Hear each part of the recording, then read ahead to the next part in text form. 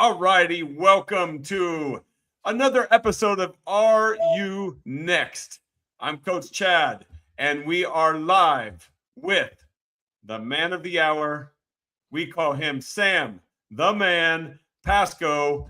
Welcome to the show, Sam. We'll get into a little bit of how we know each other. We've had quite a few of these live streams, but this is a new audience on LinkedIn, founders, tech companies, and also with Coach Chad Live on YouTube. Welcome, and how you doing today, my friend? I'm doing well. Thanks for having me on the stream. I was watching the show last week. I'm excited to be a part of it now. Excellent, man. All right, so you caught the show last time, man. So yeah, our company's doing well, man. It's called Ranked Enterprises LLC. We got the Next brand, which is MLB Next and also FIFA Next. And this is a podcast series. I guess I'll call it more of a conversation with people in the industry through sports and what is next in the sports industry. So I thought, man, I got to bring Sam on. I got to get him on talking about what he is doing in the sports industry right now. I see a couple of things that you've sent me that you're always, Sam, I have to tell everyone, Sam is always up to something creative. Okay. And that's what I've always enjoyed following Sam. I was his baseball coach way back in the day in San Francisco. And so we have a great history with that. We have a history with KXSF, which is a community radio station in San Francisco. I started a sports show there called Choochcast. Sam took the guide on and freaking took it to new heights after I went traveling, and he made a name for himself through the airwaves in San Francisco and beyond. So it's a pleasure to have you, my man. And also, you are a little bit a part of my next.com as well, helping me continue the process of bringing my app to fruition, now through a website, now through AI and technology. So I want to thank you for that as well. Of course, it's been a great journey. Excited to see where it takes us next. Right on, man. Awesome.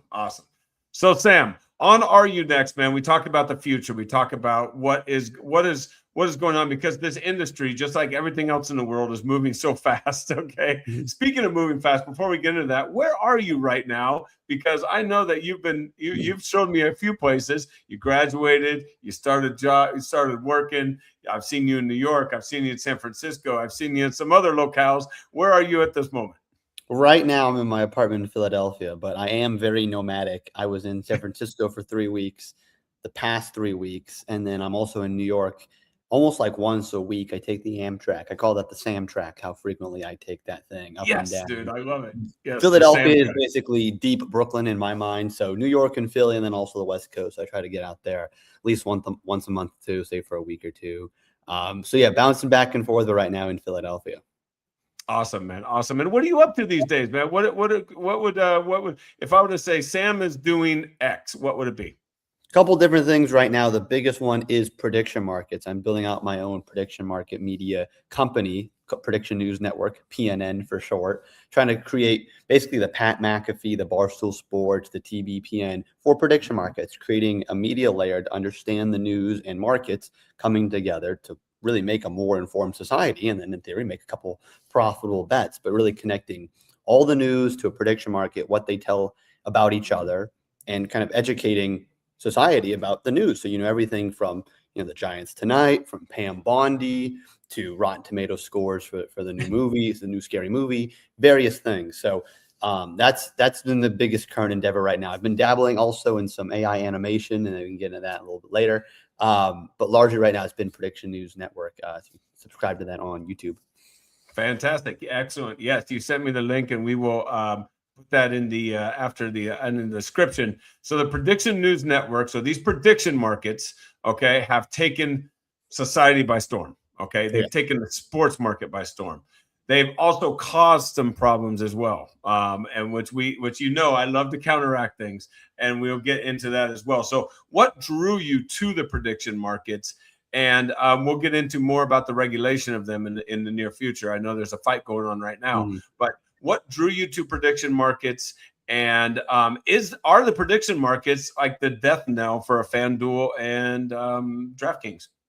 I think they are, and that's kind of funny. That what drew me to them was the next evolution of DraftKings and FanDuel, because our roots going back with sports media, just on the air talking about sports like a beat reporter, which I was for KXSF covering the Giants. Once PAPSA was repealed in 2018 to allow the states to decide should we have sports betting, that led into the new era where you're not just following the Giants, but you're now betting on the Giants. Who's going to score a run in the first inning? How many innings is Logan Webb going to throw? That type of thing. Now the new evolution from what they've been able to really do at Kalshi, Predict It, Polymarket, all that is that next evolution where it's not just betting on sports, but you're betting on the world. And I like the idea of being able to price the future. That's what they're really saying as a truth machine. But I think it's just a cool way to engage, to add a numerical, a quantitative component to a qualitative news story, to say this is what's being reported, but how does the crowd react to that? Having that component, that mechanism where you can see how other people react and what they think is going to happen across all areas, genres of life, from sports, culture, politics, crypto, entertainment, I think is super cool. So that idea that you can take that same original sports betting, sports media thing we were doing back at KXSF a decade ago, but now for everything, and have that financial component to it is just the next natural growth. And unfortunately for DraftKings and FanDuel, their stock prices are reflecting that they might not be able to compete, that they're really more of a casino product, which is great, but is fundamentally different than what Kalshi and Polymarket are offering. Yes, absolutely. Boy, that's a mouthful, folks. That was well said, well done, and obviously you are deep into this industry, and so it's very interesting to me to speak to you about not only how you got into it, what you're doing. So you can go ahead. What is it? PNN Network? How do you? It's predictionnewsnetwork.com. Right now, it's a newsletter hosted on Beehive, but we also have a website. You can read some of our articles, and then also trying to grow now into a video broadcast, very much like Pat McAfee did with ESPN, creating that kind of persona-driven, narrative-driven media around it all. But yes, predictionnewsnetwork.com. We're on YouTube as well. The biggest thing we're doing right now is articles. I have an AI system that writes articles every time there's a big whale bet, when there's a big, someone's putting $35,000 on a certain side on any market, we can instantly spot that and write about that. So those are all hosted on the website at predictionnewsnetwork.com. Wow. Okay. So have you created your own AI on that with that, or have you worked it's with been a combination. It's been all a one Sam team here, but I'm using a lot of the frontier models, but then also some of my own stuff, like embedding actually a tool for baseball games where we can actually treat an entire game, like every plate appearance, every pitch, like a giant vector, like our own large language model type thing, where we can then map that game to the game that's happening right now and see, hey, if it's 2-0, bottom of the fourth, in this game with one man on, historically over 10,000 previous games, that game has gone over 8.5 runs at 52% of the time. Like, more likely than not, they're going to score some more runs.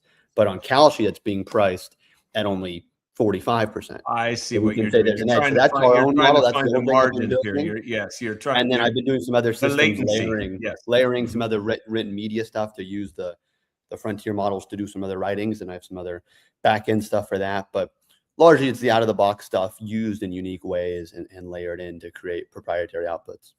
Wow. Hey, folks, we're talking to Sam Pasco here from Prediction News Network, and a longtime, not only friend, but compadre, but also someone who, played his share of baseball back in the day.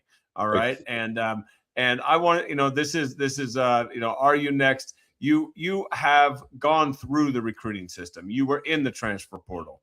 What are these athletes going through these days? I don't know if you know what is going on exactly at the moment. That's why I'm asking you. But these athletes, they have so many choices now, and as long with the other institutions and the organizations, the roster churn is why MLB Next came about.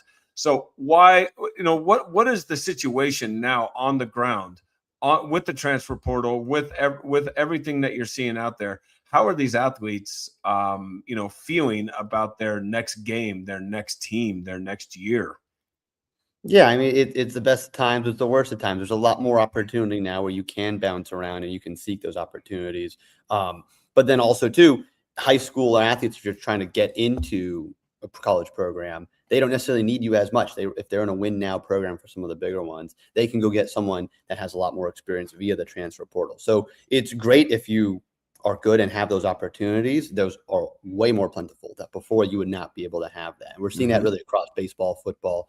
If you're good, you have some lateral movements. If you're not as good, it can be more of a challenge that there's less of a developmental growth system. It's on to the next hot new thing, which if you are, that's great. But if you're not that, then it can be a challenge. So it's hard to be like a middle tier and get exposure up into higher competition, because those programs, I feel like they are under a urgency to win. Okay. 100%. Yeah. Yes. Well, I mean, so are they going to take a chance on a guy that they can develop? Right. The coach, it's being treated a lot more like professional sports where the coaches are paid to win. So that's going to have the trickle down effect to the players. Then it's a win now mode. It's not developing these players for a long time. And I mean, even from like the camp standpoint, looking at other like showcases that even if you're really good there physically, if you're just not as big as, a guy who's a junior transferring from a JUCO or from a D3 school program might not give you that look and or really a consideration if we're going to give you meaningful innings or minutes, whatever the sport might be. That's an interesting point. Are those camps and showcases worthy as they were in the past? Are they worthy now? I don't think so. I mean, it's good to get some sort of traction, but now if it's like you're good at a D3 or a smaller D1, you can now easily move up. I mean, I think there was actually a series on Instagram Reels I've been seeing where it's MLB players saying what college offers they had. And some of them were not that great. Not like it's like Sam Houston State. Now they get Sam Houston State, but it's like this is a major league, soon to be a major league guy. It's like you can make that opportunity there and then transfer to a Vanderbilt, or then transfer to a Clemson. That's almost your own kind of showcase opportunity than it is you have to do that straight out of high school and you're locked in for 4 years. Right. Absolutely. Great point. Because, I'm hearing in my conversations with founders and with, investment banks and stuff like that for my company, I'm hearing that the camps and showcases, and I'm also not getting as many inquiries for data from camps and showcases because I think that those are, I don't want to say falling behind, but people are maybe tired of spending $200 or $300 to not get too much exposure. I think that they can get more exposure. And I think the market has changed in that realm as well. Well, it's kind of like the NFL Combine. If you look at that, it's a great way to get like an initial stance on a guy, but largely it's a game film. You're bringing a player to play the game. So the best way to see that is not through drills or a one-off opportunity. It's through a season of games. So that opportunity to, if whatever that may be, you go to a UC Riverside and then you go to a UCLA type of thing rather than riding the bench at UCLA for 2 years and then showing you can be a starter. That's kind of the shift now. Right. Exactly. Excellent. Hey, and that's another point, the UC Riverside, UCLA analogy, man. UC Riverside, and real quick fact check, man. Mascot? Oh, I know they're blue and yellow. UC Santa Barbara is a banana slug. Yes. I don't know. What is it?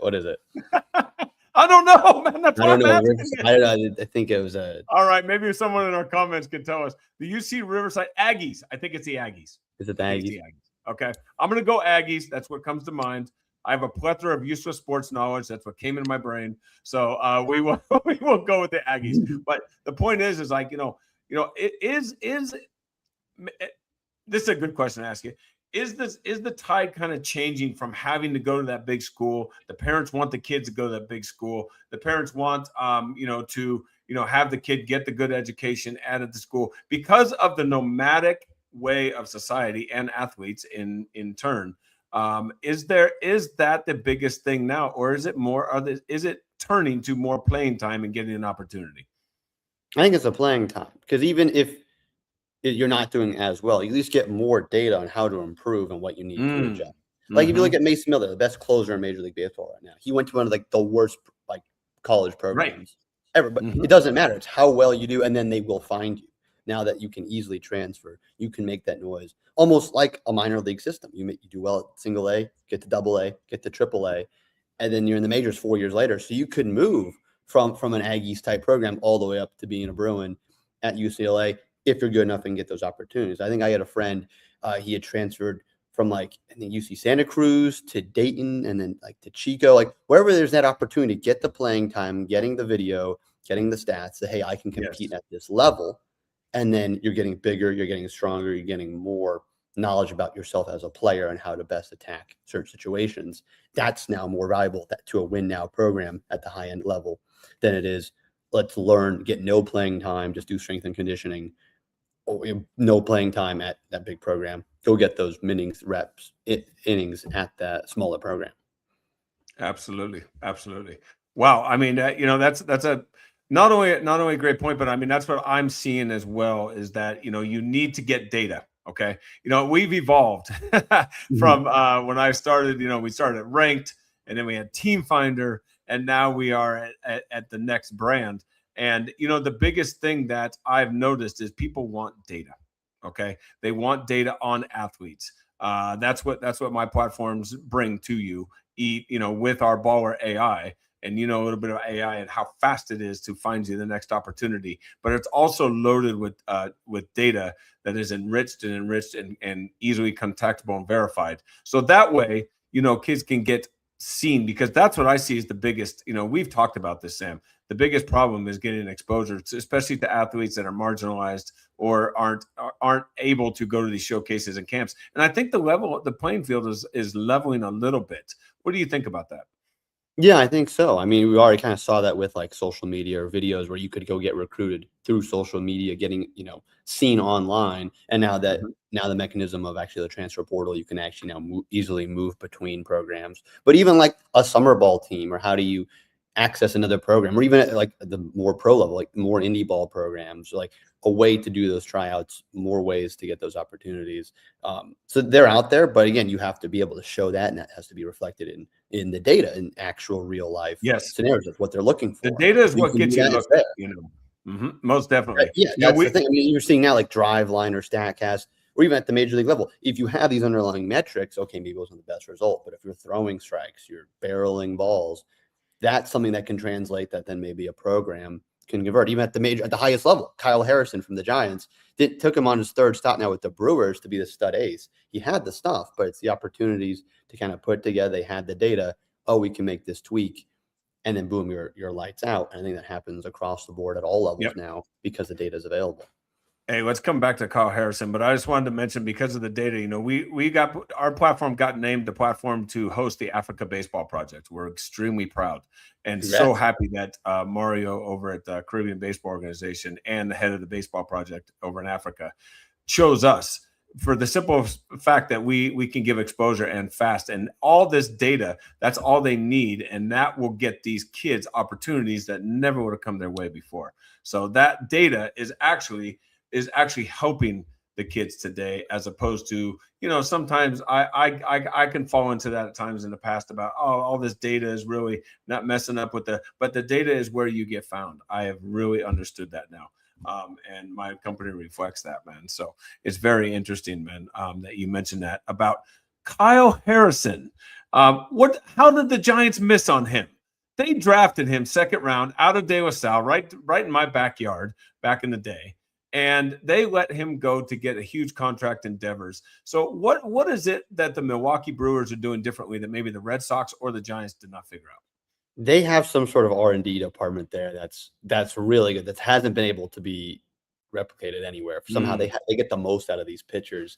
I don't know if I think they're in a dome. I don't know if that helps. But again, you would think the Giants, big ballpark, that would help a pitcher. Like these small aspects there. I know it's windy and cold and Oracle Park there. That probably doesn't enjoy that. But again, he's De La Salle gal. But yeah, they must have some sort of a system. I think he's throwing more fastballs, or like, it does seem unusual though. Like he wasn't able to perform it at the Giants. I know, but and it's just like, good for him now. I mean, it doesn't help the Giants, but I mean, it's hard to not give up on, but they didn't. They traded away for assets, so they didn't give up on him, but they did give up the idea of him. When you're left-handed throwing 95, man, I mean, that is hard to give up on, right? And you take in a big contract, so that has really not worked out well for those hometown Giants, man. And we won't go into a lot about the Giants. They're in a tough season this year, man. Their roster is poorly constructed, I can see, and they just don't have time for a lot of guys to get younger guys to get time filled by mediocre best veterans on big contracts. So it's a tough time in San Francisco. But you know, the underlying data on Kyle Harrison was always good. He was young. I just didn't understand why they would give up on a guy like that. Maybe to get a Devers. I mean, would you have done that? Now you know what it's like now. But I mean, is that something that like? Let me ask you this: can the Prediction News Network and platforms like Kalsi and Polymarket, can you put money on a athlete's performance in the future? That's what I'm asking you. Yeah, I haven't seen too many of them on Kalshi. They're like the big regulated platform, but that's the direction it's going, where you could actually then directly hedge against that. If you're pricing in, oh, we just traded away our best player, can we, bet the other way so we have a little insurance in case how would that work? Like, okay, say like a future, like I see Kyle Harrison and I think, man, this guy's going to be really good in the future. He doesn't look good right now, okay, but I think he's going to be well in the future. Can I put money on that on these platforms? In theory, yes. If they expand that market, saying it's like a simple yes/no question. Right now, it's oriented around a binary question. So you could say between 2026 and 2028, will Kyle Harrison at least have one All-Star game selection? And it's yes or no. Will he make the All-Star team? Wow. And how does a platform price that? Or does a platform price it? Or does it's whatever you and I think. They have hedge funds on there pricing it as well. But for a more obscure market like that, it'd be the experts. It'd be just whatever you and I would think. I would price it around, 20% to begin with, like maybe 15, like unlikely, but he is a stud lefty. Now it's probably risen. You could probably get around closer to 50 to 60% that he is. The price is the percentage. That's the value. So it's around 60 cents a contract. So that means 60% likelihood. So take me through that really. Take our listeners through a contract real quick. Okay. Yeah. So the contract, quick example of a contract on a prediction market site. Yeah. So it would be, for a simple example, it'd be, will it rain today in Philadelphia? Like yes or no. And then the contract is priced between 1 cent and 99 cents. So if you can buy it at 2 cents, it's very unlikely to rain. But if it's priced up at 98, it's very likely to rain. Because if you win, if it does end up raining, you get $1 back. So you get your dollar minus whatever you paid for it. And that's then the difference of what you're profiting. So most things are largely around 50-50. So you're putting up 50 cents to win 50 cents. And that's the general idea. And you can trade. These prices go up and down, and you're trying to win that dollar and pay the least you can get so you can make the most you can. And they go back and forth. And that's okay, Sam. So if for instance, okay, so I can, I look at these and I'm like, man, this is like a web of mischief, dude. Like so many people can, manipulate this. I don't know if they can manipulate it, but it's a market. Okay, so how's this? So if I bet 2 cents that it's going to rain today in Philadelphia, and it does not, what do I lose? You lose your 2 cents. That's it. Okay. Is there a price to pay? Like, is there a commission to the platform as well? Yeah. So you can't just decide, I'm going to pay 2 cents. It'd be like, there's a current price. You have to make sure there's someone on the other side selling it to you at price. So they show you like, right now it's at 56. So you can buy it at 56, or you could sell it by the no at the 44. So it adds up to 100, and then you get the other person's side. So what if it did rain? I bet 2 cents that it's going to rain. And I put yes, and it does rain. What happens then? You had one contract, you get $1. So you paid 2 cents, you got back $1. So you win 98. Okay. All right. Okay. So they've taken like a Wall Street way of doing the prediction markets, man. Wow. Okay. So you're hedging. You can hedge, but you can also this is way outside the Wall Street scope, though. I mean, it's just the idea of pricing risk. You can say, like, the past 100 people, it's right now the rating is trading at 75, so you can go get involved, or you can just see that the price is a product saying, oh, people, the experts, a lot of money on this, has said that 75% chance going to rain. So that's, in theory, better than just going to the Weather Channel or anything else, because that's where the money is speaking there. This is people putting up. You can see exactly how much small markets. So you believe like a site like yours, Prediction News Network, and the people that are speaking, the market is better predictive than say the news channel would be. In theory, yes. Right now, there's not enough money or attention. That's why I'm trying to build the media layer to bring more people to it. Okay. But if you see $50,000. If a number of these bets coming in big money representing, hey, this is going to happen, more likely than not, it probably will happen. That there's, in theory, people aren't just using so much money just to change an arbitrary number to make people think this is going to rank. Like, oh, we're going to move the market way up. Because in theory, if well, they're just manipulating it, you can bet against it, move back down, that they're just giving you the free money. If it's like super sunny and the price is 99, it's going to rain. Is there anything really like free money? Is that real? I mean, if you do your research and you study it, you can see that you have an edge. I don't, you never know how these things turn out. An edge. Okay. All right. Hey, we're talking to Sam Pasco. We're on the topic of prediction markets. You're listening to Are You Next? Thank you for joining us live on LinkedIn and YouTube channels. And so we are happy to be here on a Wednesday with you. My worry with prediction markets is that, people will get out of control with it. Now, I know that, we're not, that people do what they're going to do and they're, they're adults about it and they have to take accountability for these things. But is it a good thing for let's turn it back to youth sports and in our industry? Is it good for a ball player, a young ball player who might need a little bit of money, to wager a little bit of money on a Kalshi or a Poly market, knowing that he knows what he knows about his own team, man? I mean, how do you root that out? That's what I would worry about, going against a person like that. Yeah, I mean, it definitely needs to kind of converge from a macro standpoint of what are the rules, how do you appropriately price risk and anything, where there's not that inside trading where that player then is doing something, against their own interest just to win this bet. But again, like you do see like Big League Advance, they had this whole lawsuit with Fernando Tatis where they gave him $2 million for 10% of his future earnings. So like, in a sense, he was betting against himself that he was going to be a major league player for the short-term $2 million. So say that again about Fernando Tatis so that everyone remembers that. Yeah, so there's this company called Big League Advance for baseball players. They'll give you a lump sum up front, depending on how good you are, in case you don't make it to the major leagues. In exchange, if you do make it to the major leagues, they get a percentage where you have to pay your agent 10%, your manager. Now you have to pay them this fixed amount. And he sued them saying, what is the percentage for Fernando Tatis? Fernando is 10%. So he had that $350 million contract the Padres signed him to. Wow. So he owed $35 million. So they ruled that he had to owe that. That was a contract he entered, which, maybe something like that could exist on Kalshi going forward. Again, we're talking probably a couple of years down the road, but that's basically what he was doing. He was buying an option to saying, if I don't make this, I want to make something out of it. He was taking money now to bet on himself or bet against himself. Really, kind of bet against himself, saying if I don't make it big, at least I get my small share now. Which in theory, the $2 million, it's a little like, well, now you have $2 million to like make yourself better at baseball, so it's more likely that he is going to make it. But again, maybe someone else, if it was an open market, could offer him a better percent. Oh, we'll just give you 9% or 8% and let people overall saying, hey, I think you are going to make it to the major leagues. I'll give you money now. I want that share, whatever that kind of open free market is. So maybe that could exist as a prediction market or some sort of other entity, but it is out there. That is a big thing. That's what I see. That's what I see, going on in the future. I see that that's the natural evolution of athletes being able to bet on themselves or against themselves.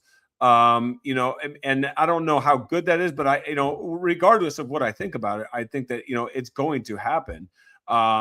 Just a little, I don't want to call it inside, but I've been approached for our data I've approached different markets, different platforms with this idea. Okay.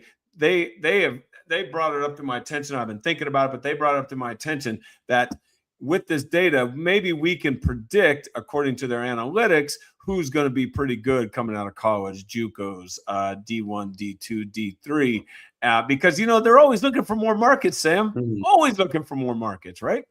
Well, there's the overall expansion now of like, you got to expand the map there, these sports, these organizations. I think you see a lot about like travel ball is very expensive now. So it's like, if you want a fair chance, you do kind of have to have that initial upfront payment, kind of like a startup. You kind of need that pre-seed. You need to have a little wiggle room, just not to be luxurious, but to be able to do the basic needs if you want to. Not that you need an A2K, but that definitely helps and provides you a situation. So maybe it's not through the frame of betting for or against, but saying, how can I give some part of my future success in exchange for an opportunity to really let my skills arise now.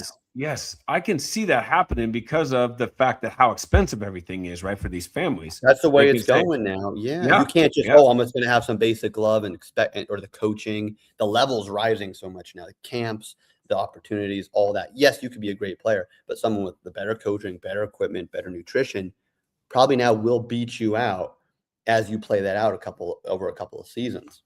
and that's going to all cost money, all of Of it. course.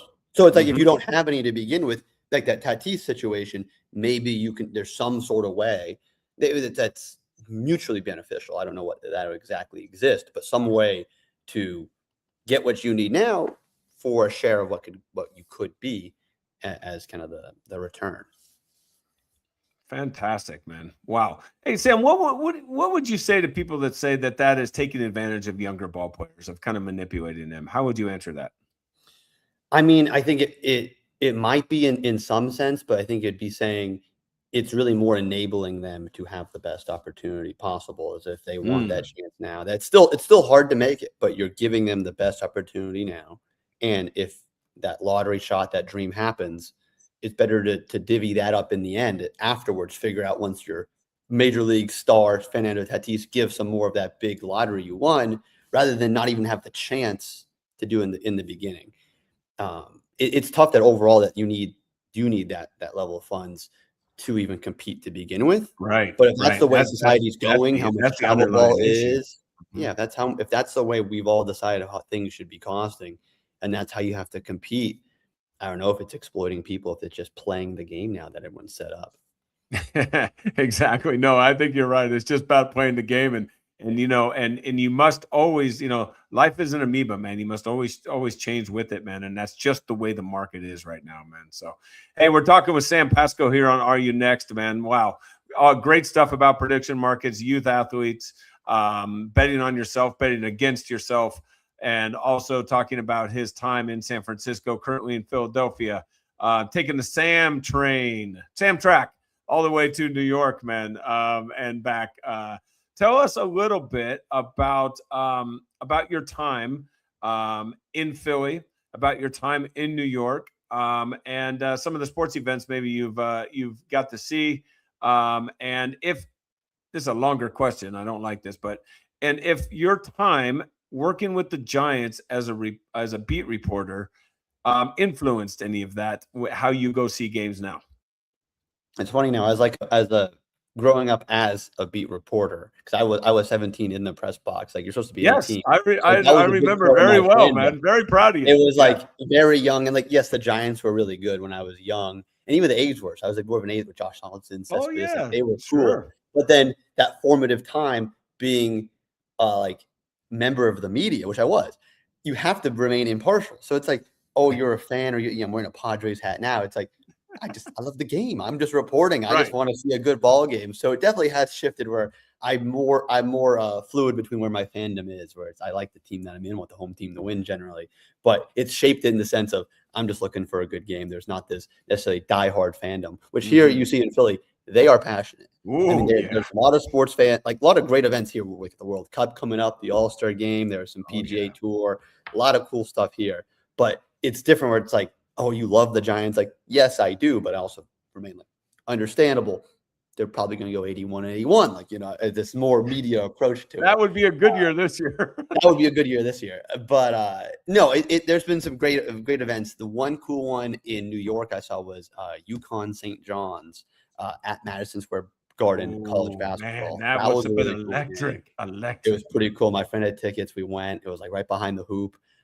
That's been awesome. And then here in Philly, Wells Fargo Center, it's a little older. It's now called Xfinity Mobile Center. But there's like not a bad seat in the house. Like, you can be in the rafters and you feel pretty close. If anything, it's better because you get more of a vantage point. And I went to that Warriors-Sixers game. I think it was like the Warriors were down to like 2%, but they came all the way back. And then there was this big block at the end. Like VJ Edgecombe's coming out party. Like Pat Spencer was playing. Like, it was, Pat Spencer, yes.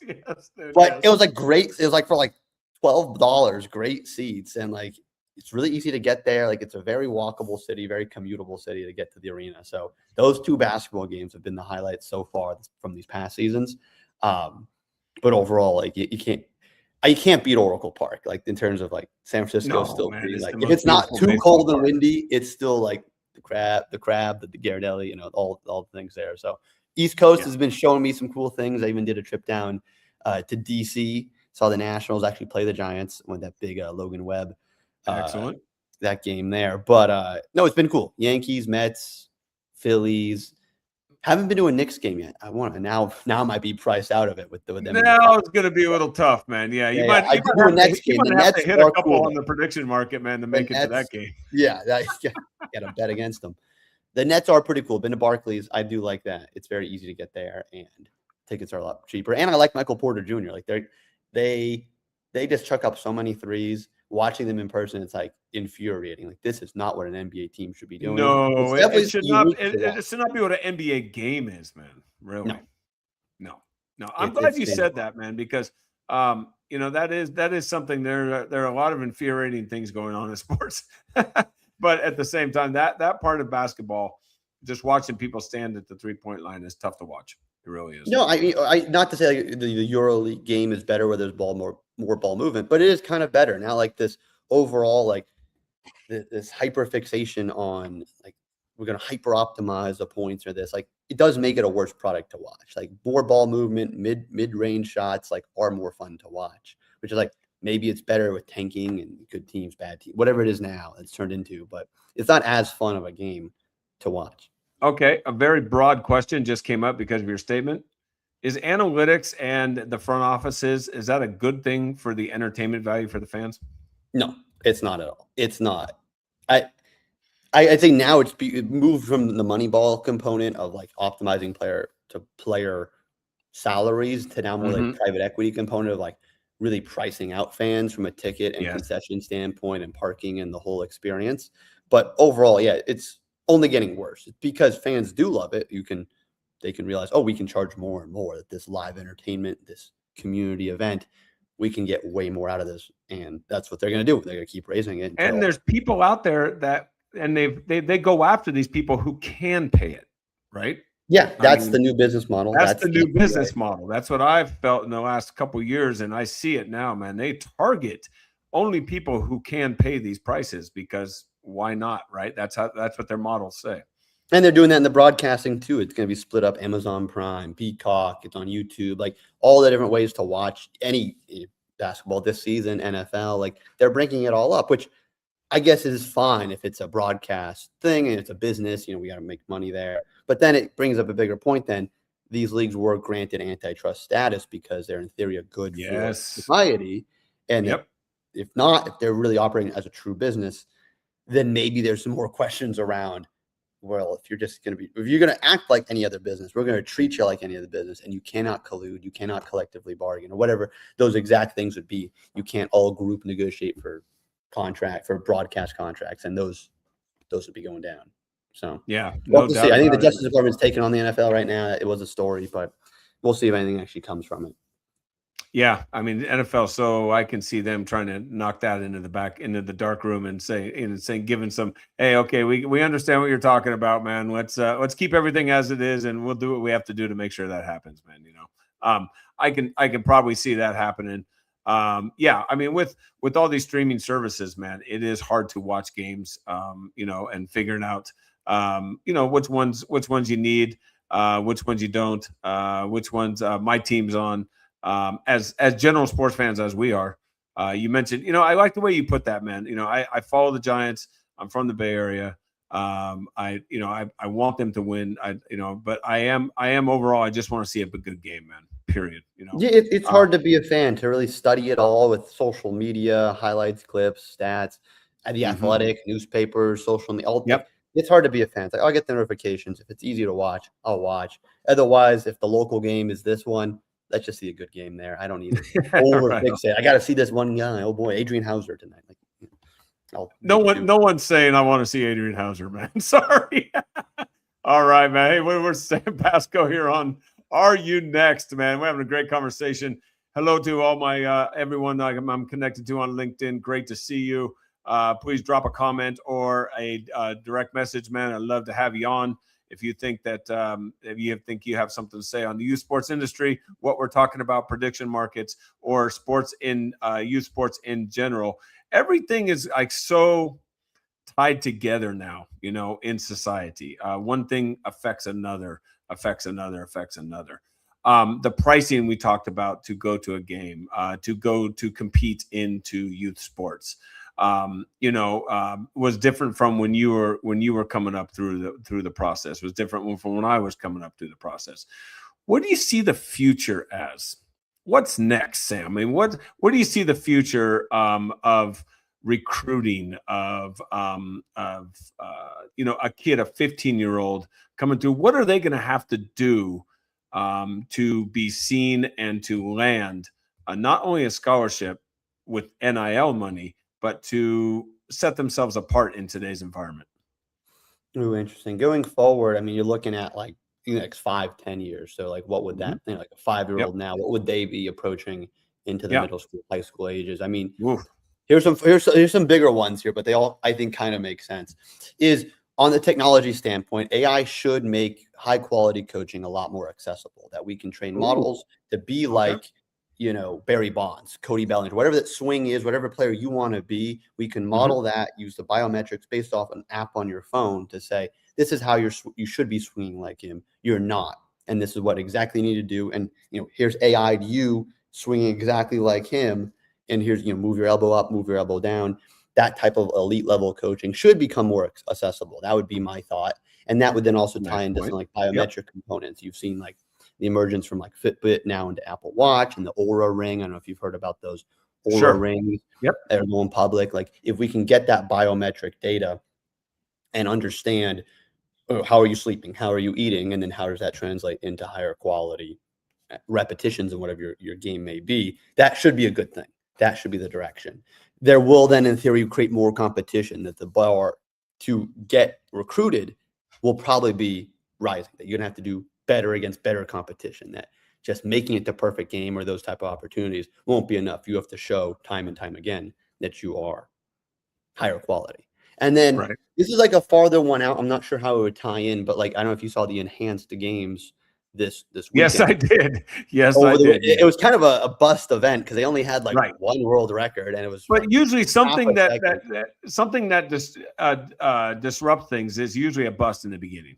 Yeah, it was definitely a cool like event they had in terms of, like, they set this up at Resorts World in Vegas, and they were more like Olympic type events, like track and field. You're not like, oh boy, I can't wait to watch deadlifting. It's not like these were things that people necessarily knew what were good or bad or been doing on a daily basis, like it would be basketball or baseball. But that idea, if there is more openness to, again, FDA certified and other supplements, but proteins, peptides, you hear about this more, social media amplifies it and say, hey, these things, we're changing the rules. You can now actually juice in a legal way, what that could look like. So again, that's more the 5 to 10 year horizon. I'm not sure where that goes. And again, right now it didn't even work. They didn't set that many world records. I think actually a non-juiced guy ended up winning the race for the track event. So we'll see. But I think the AI coaching and the competition with the players are only going to get better. We might see more Ohtanis because of that. More two-way players. More Wemby's, taller. I think so. If we can figure out whatever made him super, healthy to be able to pitch, to hit at a high level, and we can now train that, I think that you could potentially see that going forward. Well, basically, the players are getting better. That I think it was Brandon Crawford. The players are getting better. I think he's opened up a lot of doors to thinking that, hey, we can let this guy hit and pitch at the same time, right? In different, I think there's a couple kids in college doing it right now. A couple in the minors that are doing pretty well. But yeah, I mean, in the future, or at least maybe throwing harder. That'd be like the Brandon Crawford. He said now in the majors, everyone throws 95. Back when he was a rookie a decade ago, it was 92. So that's what I'm talking about. That it will be more accessible to be able to throw harder, but then everyone will be throwing harder. So I think that could translate to saying, if Ohtani's doing it, if Wemby's doing it, why can't we make more athletes like those guys? Wemby's different because he's so big, but why can't you? Definitely, Wemby. I think I look at Ohtani and Wemby as unicorns. I could be wrong there, but I mean, in a way. But look, if they're going to optimize, if these teams are saying these are the money-making players, they're going to put the money into those guys. How do we get more players like that? Train them. If we can use our enhanced, no, I can see your point. I can see our your enhanced point. steroids, Yeah. we're going to make a guy 3 inches taller, 30 pounds heavier. It's all health and safety. He's molded exactly like MLB. Jokic. Right. Exactly. That's what private equity is going to take it all over, and they want to make the best product possible. That's what it would be. A team of Jokic's. No, that's you got a great point there. You got a great point there. Wow, and that's why I asked you. I knew that you have some very interesting concepts, man, and thoughts going into the future. It's futuristic for sure, but it's definitely futuristic. But you might have something there, Sam. You know, we might look back on this live stream and go, "Hey, remember Sam was talking about this? Look at this, man. They added 3 inches to this guy, and now they've lengthened this guy's arm so he can freaking swing the ball. Now he's throwing 103. You know what I mean? That sort of thing. And so, eventually, man, they might have to move the mound back if that's the case. Yeah, I'd have to. I mean, they got rid of the shift, right? Like, there's going to be they might have to move the 3-point line back. Like, it's getting too easy for some of these guys. Yeah. Exactly. You're right. You're right, man. Hey, we're on with Sam Pasco. A great conversation on Are You Next, man? I'm Coach Chad Masipo. You can find me on LinkedIn and on YouTube as well. On Instagram, I got a Coach Chad 27 on Instagram as well. Hey, Sam, you know what? I'm going to open it up to you, man. What kind of questions, what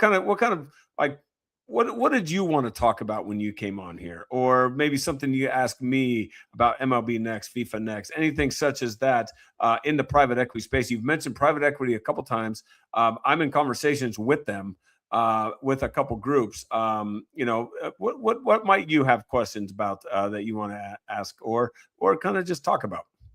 I guess what would be your North Star? What's your big vision for Next? What do you see it becoming? Does it look like a perfect game type showcase? Is it its own league, like NBA Africa League? What would be the true, Amazon type behemoth where they're selling groceries and doing football?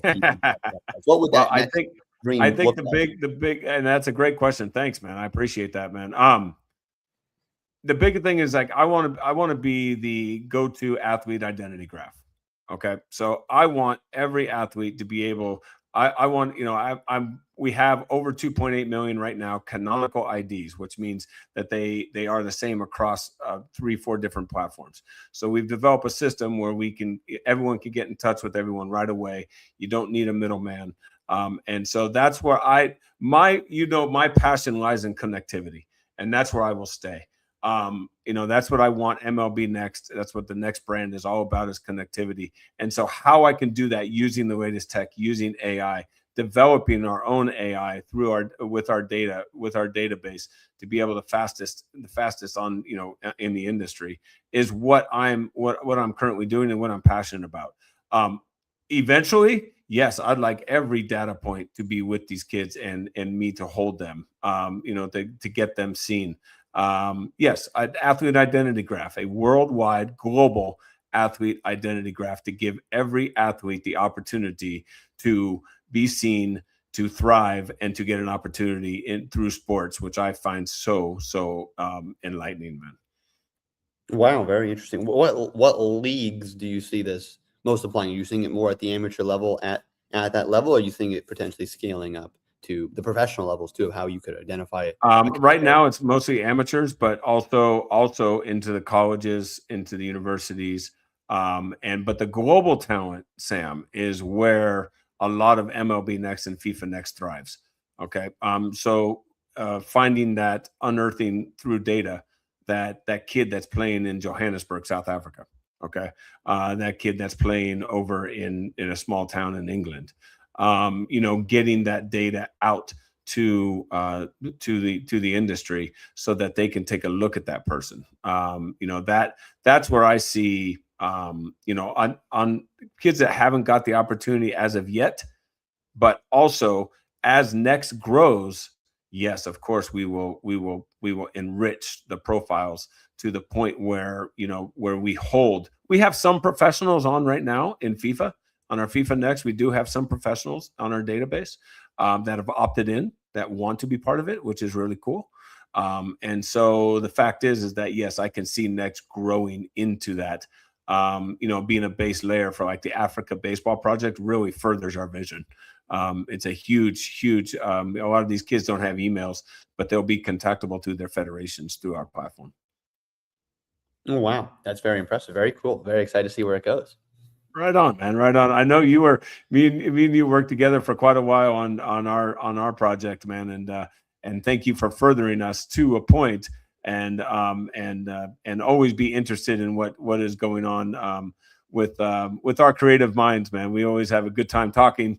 Not only that, but kind of bouncing ideas off each other as well. I think we should do it more often. We don't always have to record it, Yeah, for sure. Let me know. Especially now with AI, it's a lot easier to get things done. You can brainstorm a Man, lot isn't faster. it? Oh man, Brave it's new so world. much easier to get things done.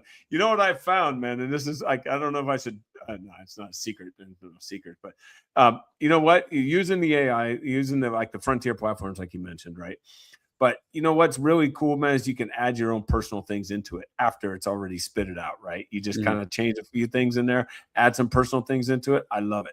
I really do, man. It's really cool. It gives me good ideas, but at the same time, I want to make it so people know it's coming from me, and my inputs as like the chat GPTs and stuff. Continue to learn about yourself, but there's nothing like a little personal touch in there as well, man. Oh yeah, you gotta know what you want, and then you can Yes. ask for it there. If you don't know, There you it's go. not Yeah, gonna know for it's you. all You gotta about the give it a prompt, little baby. more It's guidance, all a little about the little path prompt. of it. Give it some Yeah. data. Give it the data so it knows what you're doing. Yeah. Like, hey, I want this. I'm Yep. looking for this. So, Right on. Excellent. All right, man. Hey, let's wrap it up with this. What is next for Sam Pasco, man? What are you venturing next? Tell us about. You've told us about what you've done already, but we'll kind of refresh our memory. We're at minute 50 here. So, what's next for you, and where do you see yourself in the sports industry? well, so I'm growing Prediction News Network again as kind of like this Mm-hmm. ESPN, CNN entity for prediction markets, which is really more like that's a fancy term. It's just for all of news, so you understand Uh-huh. the storylines of life and then how it's priced on these markets, and if there's any edge for you. That's a huge general topic, man. I mean, you got to be busy, dude. It's a lot. There's a lot to go on, and it's like you're doing both the job of a journalistic New York Times and a hedge fund quant thing where you're looking at market numbers, but also like news RSS feed. So there's a lot there. But what I think is next is once that's established, okay, we have our organization, the newsroom of it all is in creating entertaining components. So actually, this is like a little cartoon hat. This is an official Padres hat here, but I've been also doing an AI animation YouTube channel using some of the frontier video models to create new satire around all the news events. So you read the story, you knew what's going on, you can create it, but now it's a little like SNL type sketch, the Daily Show where they make fun of it.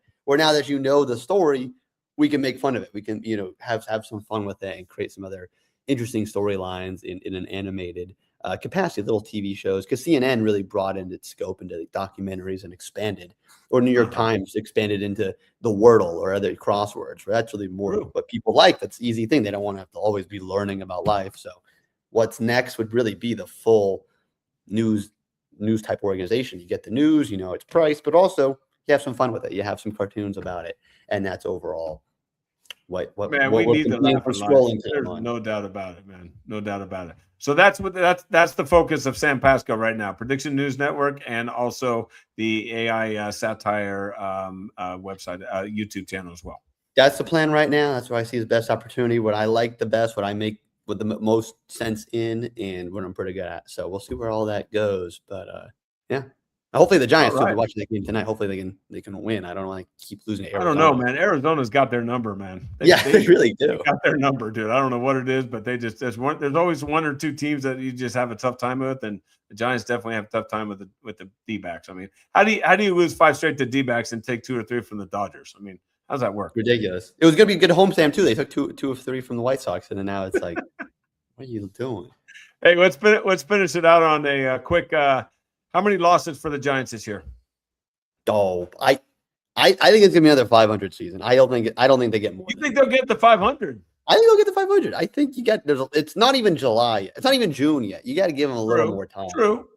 These guys. I mean, what was it like that Nationals team that won the World Series? Like they were super bad and they crazy win streak. It can happen, but I think if it happens, they can get back to 500. I think you got to let it play through, let them get acclimated all to the SF cold winter summer, and I think they get to 500. I don't think it's more than 87 losses. I think. Wow. Okay. I'm optimistic. They need to trade for pitching. I'm going to take the other side. So, I don't bet. I don't do any betting, no prediction markets, nothing like that. But if I was betting, I would take the other side of that 87, man. for sure. I'm optimistic. Maybe there's the fan component. That's the one team. Yeah, that's the fan component. I got to be objective. Definitely. All right. Okay. Hey, and if I was to ever place my first bet, okay, well, it's not my first bet, not from the past. That's for sure. Yeah, take a time machine. That's what you would do. Absolutely. Yeah, the time machine. Yeah, if I were to place a prediction market bet, because it seems like that's where people put money now instead of like a FanDuel or DraftKings or something of that nature, or even a Bet MGM. I mean, I would guess. Is it better odds? Let me ask you this real quick. Is it better odds to put it on like a prediction market, who's going to win the World Series, than it is, would say, with a Vegas casino? Most of the times it depends. Largely no. But the cool thing is you can set your own price. That even if they're offering it at a certain price, you can set your price saying, hey, if someone wants to take the other side of this at this price, you can feel that. For the casino, it's like take it or leave it. So in theory, it is better. They set the odds. Most of the time, if you actually want to get an actual bet slip in your hand, it's about the same or a little worse on prediction markets, but there is more flexibility in it. I got you. Very good way, man. This has been fantastic, man. Sam, you really enlightened me a lot about prediction markets, man. I see a lot of the worst part of them, man. Like people losing their saving, people losing their freaking money and being manipulated. But there is and that's what I like to do, man. I like to say, okay, you know what? I have an opinion about it. I want to be a little bit more objective. And you really really opened my eyes to a lot about how they work, why they work, and why they are popular, man. And I wish you all the success, man, on your Prediction News Network, my friend. Any way I can help you out, man, let me know. I'm always in your corner, and I know you're always in mine, man. So I appreciate that. Last prediction: who wins the World Series, Sam? 2026. World Series, I think it's got to be the Dodgers again. Unfortunately, I hate to say it. They're too good. Right. They're minus 400 tonight on DraftKings to beat the Rockies. They are so good. Well, the Rockies. I mean, the Rockies are the Rockies. Still, they're. What about the Braves? Braves aren't good. They're fine. I don't know. NL East. And there's really no one in the American League other than the Rays right now that are kicking it. But we know they'll drop off a little bit. But that's the way it is. So. Anyways, Dodgers are looking the best right now in terms of who you say statistically. All right, fantastic. Well, hey Sam, this has been fantastic, man. We will have this out and we'll get some clips out, man. I appreciate your time, man, as always. Thanks for having me on. Appreciate you anytime. Excellent, you got it, man. All right, Sam Pasco, man, from Prediction News Network and various spots. If you see Sam on the Sam track, man. Tell him, hey, all right, go over and shake his hand, man. Say hey to him. All right. Hey, for Coach Chad Masippo here on Are You Next? Thank you for joining us, man. We've had a great time. Appreciate you. We'll see you in the next one. Later.